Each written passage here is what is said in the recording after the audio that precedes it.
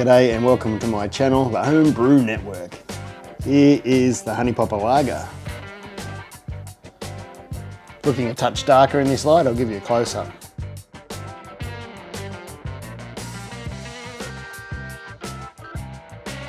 But if you didn't see the brewing video, basically I had 2 kilo of grain here. I wanted to brew a beer, so I wandered over to the supermarket to find some ingredients, hopefully I hadn't used before. And that's when I found these honey poppers.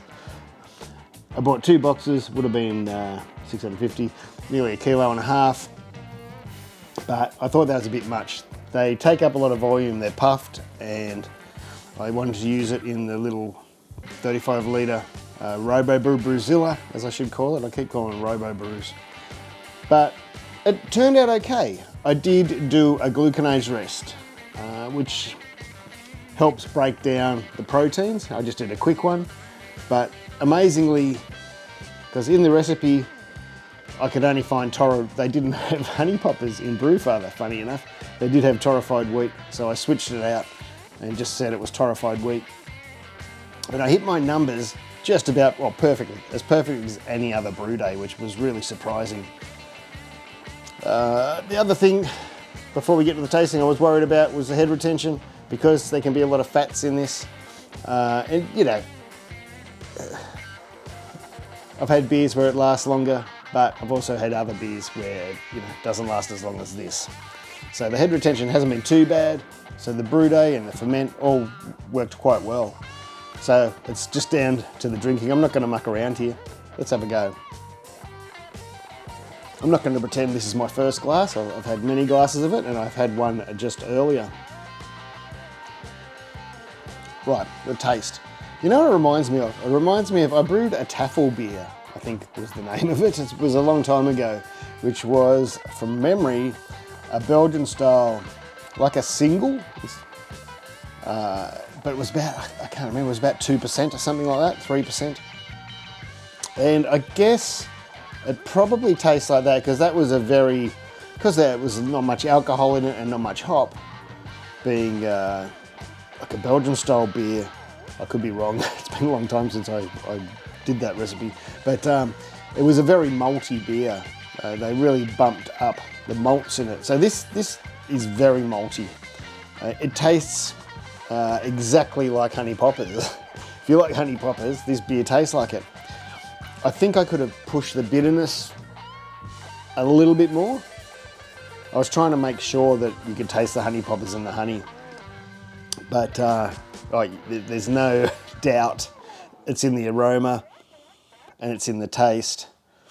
It's sort of settled down. It's a little bit old now, a month or so.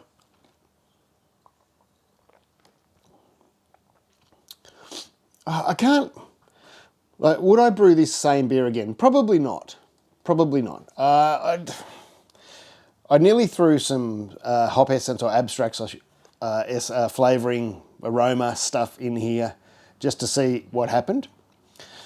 But would I use the ingredient again? I probably would. I think where an ingredient like this would shine is if you were into your, everyone's into these crazy porters and things, or chocolate bar type beers or pastry stouts and all those sort of things where you really want a grainy,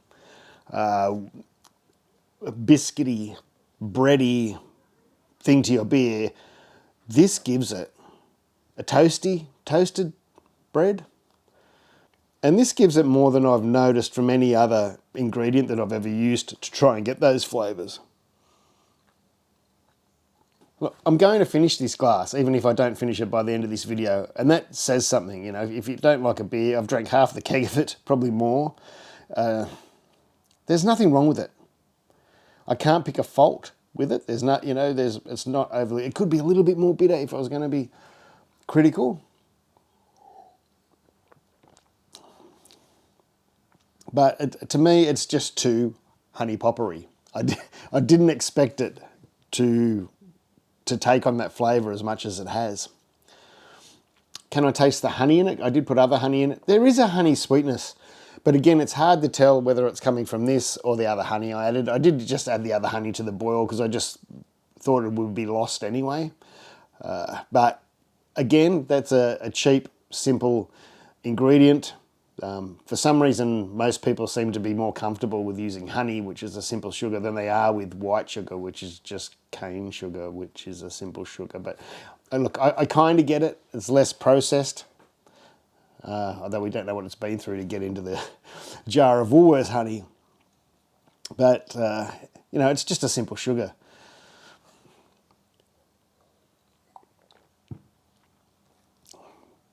That lasts forever, and that's nothing to be scared of. Must have natural preservatives, chemicals. So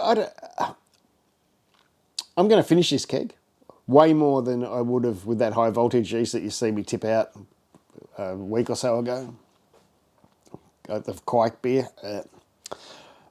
This won't be getting tipped out. I'll be drinking it. As I said, I went light on everything, so it is like a, I won't say macro beer, but you know, it's along those lines. It's not hoppy, it's not yeasty, but it's just toasty honey poppers. Like the kangaroo food with a little bit of extra toast and honey. There is a honey there, right? There is. Maybe not as strong as I would have liked it to be, but it's there. So as I said, I probably wouldn't brew this exact beer again, but I would use this ingredient again without a doubt, but I'd probably drop the amount. I probably wouldn't use a kilo. Although if you were using it in something like a stout or a porter, like I said before, maybe it'd go really well. It's handy to know these things, right? Someone's got to do it. I haven't seen anyone do it before. Not that I look into the weird beers much, it's not really me.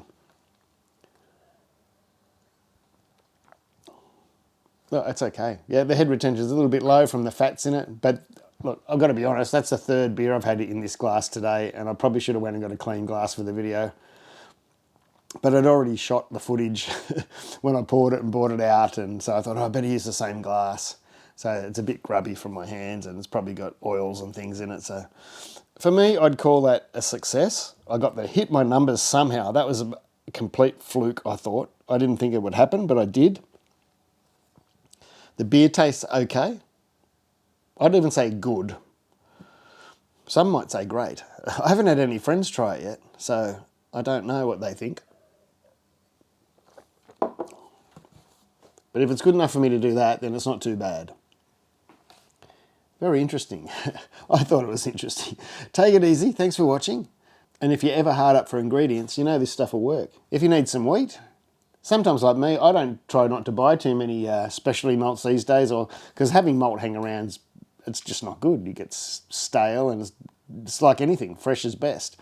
So I always have a bag of base grain, but I try not to hang on to too much other stuff these days. The roasted malts can last a fair bit, but you know, any of the other fresher stuff you want, like your Munichs and things, there's no point having them around. I used to think, I think everybody goes through the thing, oh, buy in bulk, save me some bucks. But if it's sitting around your brewery for a year, especially home brewers, sometimes home brewers get the grain and it's probably already been sitting around a warehouse for a year. It's not that good, right? It's not that good. So if you get stuck and you need something, it works. There's probably other stuff. Just check the ingredients, make sure there's not too many, you know, well, doesn't say anything about preservatives or anything in this. Oh, that's it. I was talking too long. I'm cutting myself off. Like and subscribe if you enjoyed this video, and I'll see you in the next one. Thanks to my patrons. Without my patrons, these videos couldn't continue, and consider checking out my Patreon. And I'll see you in the next one. Take it easy. Merry Christmas.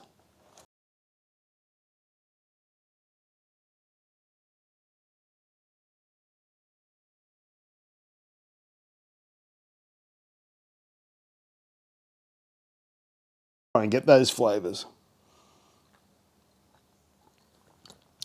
Just spilled it everywhere.